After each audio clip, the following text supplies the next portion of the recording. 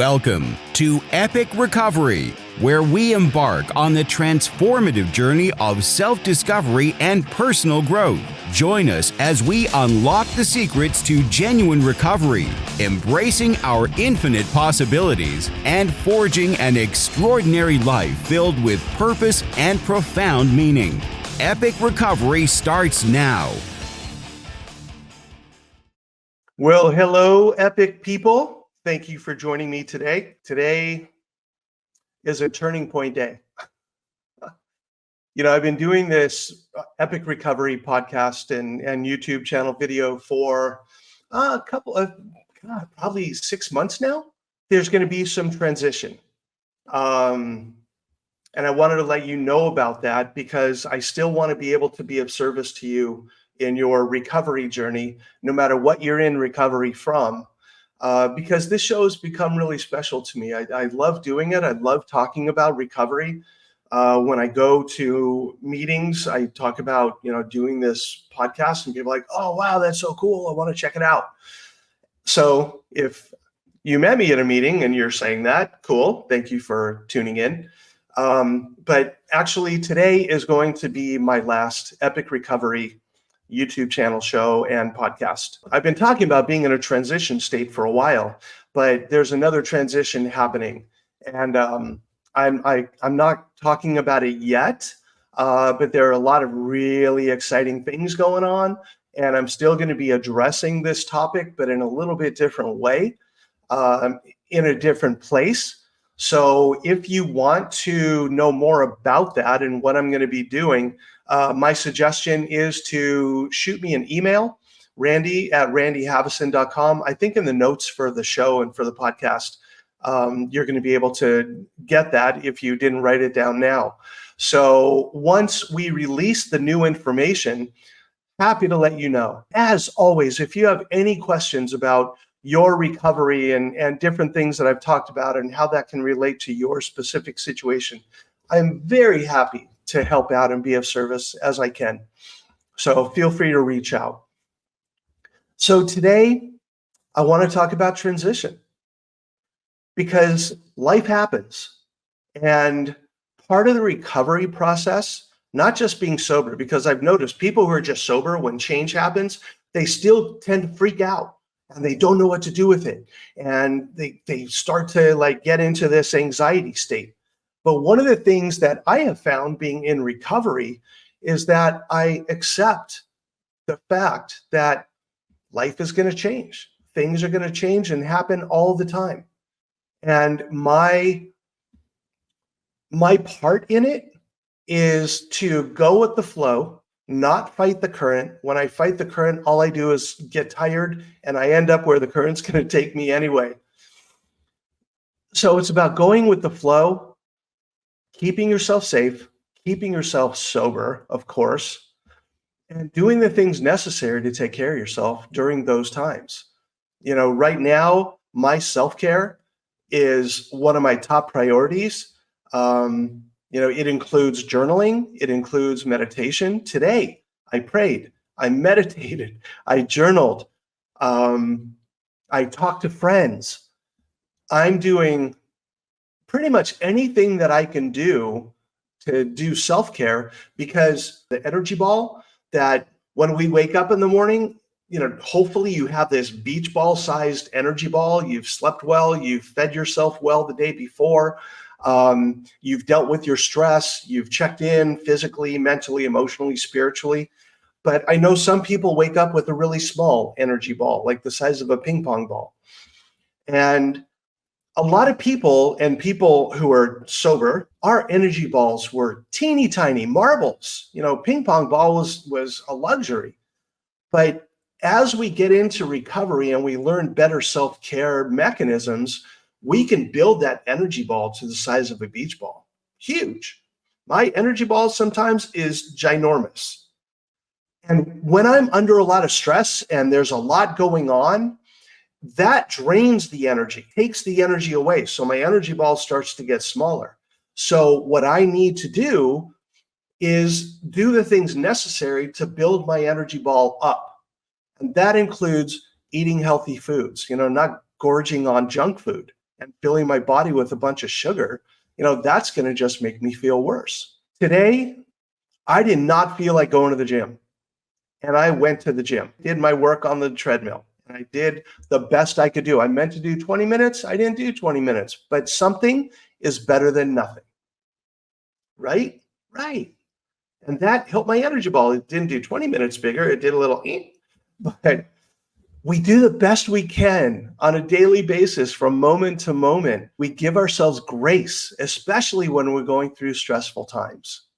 And we do the things necessary to take care of ourselves and take a break every now and then, go for a walk. One of the coolest things that I get to do a couple times a day is I walk my dog. And, I watch some people walking their dog and they're on the phone or they're looking at their phone. I don't like to do that. When I'm walking my dog, that's my chill time. It's my time to spend with my dog. And I just watch him sniff every little thing as we go along, and he pees on every other. And it's my time with my dog. And it's also my chill time. And I notice I breathe and my energy ball just gets a little bit bigger. So take care of yourself when you're going through stressful times and times of transition. It's important to do. And start becoming aware of your energy ball. What makes it bigger? What makes it smaller?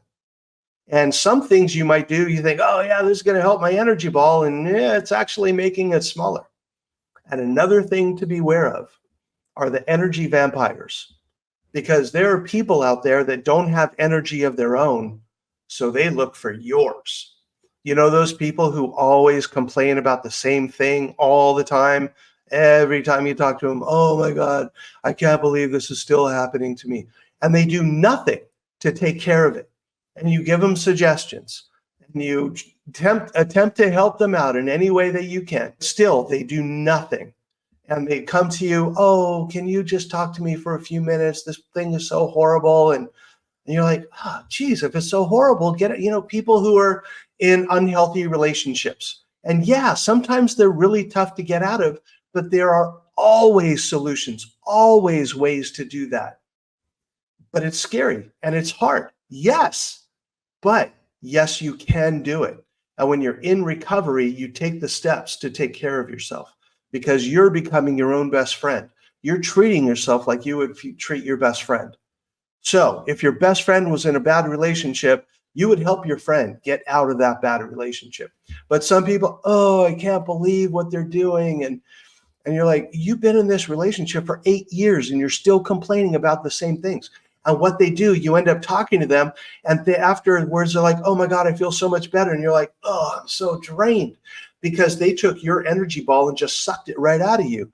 Those are energy vampires. And as I'm talking about this, you're like, oh my God, I have like 3 of them in my life right now. So identify who they are. And I got to tell you, part of recovery is having boundaries and not letting people take advantage of you, not letting people step on you, not letting people take your energy. And it's okay to say, you know what, man, I'm really sorry, but I don't have the energy today to deal with this. You've been dealing with this for 8 years and you're not doing anything different. I feel bad for you, but there's nothing I can do until you're ready to do something different. There's nothing I can do to help you. And I guarantee they're going to get mad at you because they're so used to saying, hey, can I check into your energy ball and take some of it? And up until now, you've been like, yeah, go for it. And they suck out your energy. Hey, thanks, man. And you're like, why did I do that again? So when you finally say no, it's not okay. Yeah, because they're not healthy people. So they're going to get angry. They're not going to say, wow, I think it's so cool that you're setting boundaries with me. Hell no. They're not going to say that. They're going to be mad at you. But hopefully that might be the spark that they need to actually do something different. So, enabling them is not going to help them. But putting boundaries down is really important. Man, I put a boundary down on the person who means the most to me in the world. And it was really hard to do. And you know what? It hurts. But I had to do it because I didn't want to be a punching bag over and over and over and over. And finally, I was like, hey, I'm not doing that anymore. Until we have a conversation and can resolve this, I need to take a break. And it was really, really hard. Even now, with 40 years of recovery under my belt, it is still hard to do this stuff. But it's a part of my life. It's not my whole life.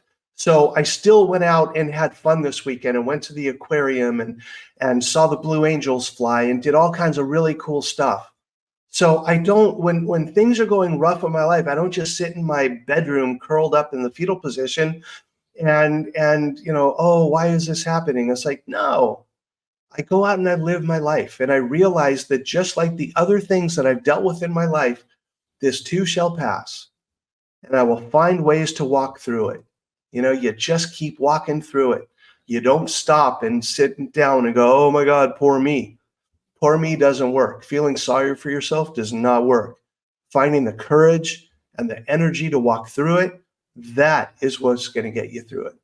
You can do this. I know you can. Because you know what? If I can do it, you can do it. I don't have anything special. It's not like someone gave me a magic wand and went, whoosh, you are going to have easy recovery. No, it was not easy doing this work, getting in touch with the feelings, going through the past traumas, walking through it, acknowledging my part in some of the stuff that's going on. And some of the things I had no part in it. My side of the street was clean, but it still affected me. And I worked through it. I went to a ton of therapy with, I don't even know how many therapists I've had, and men's retreats and retreats. There's a place called Onsite in Nashville. They do amazing work in helping to clear up past traumas. And I've been there twice. It's an amazing place. So it's called Onsite. It's in Nashville. If there's like some stuff that keeps hanging over you, that's the place to release it. I would talk to them. They're freaking amazing. Just keep swimming. That's what Dory said. And that's kind of one of my mottos. When things are tough and they feel overwhelming, and they're not, they're just whelming. The thing is, you just keep walking forward. And I will get through it. And you will get through whatever it is that you're dealing with right now too. So, am I going to miss doing these? Yeah, I am. But you know what? On to other things. Wait until you see. I hope you stick around and keep in touch, because it's going to get pretty exciting. So, yeah, thank you for tuning in. And if you've watched or listened to multiple of these, I really appreciate you being here. I hope you got something out of this. It's cool when I do these. It's just a real good reinforcer for me. So it helps me too. But my number one thing is to be of service and help you. So let me know what I can do to continue to help you in your recovery. I wish you well on your journey. Safe travels. I hope to meet up with you one day. And yeah, keep on trucking, man. Take care. Bye. Thank you for joining us on Epic Recovery. Remember, every obstacle you overcome is a testament to your heroic spirit. Conquer your fears, unlock your potential, and write the epic tale of your life's journey. Until next time, keep exploring, keep growing, and keep striving for the extraordinary.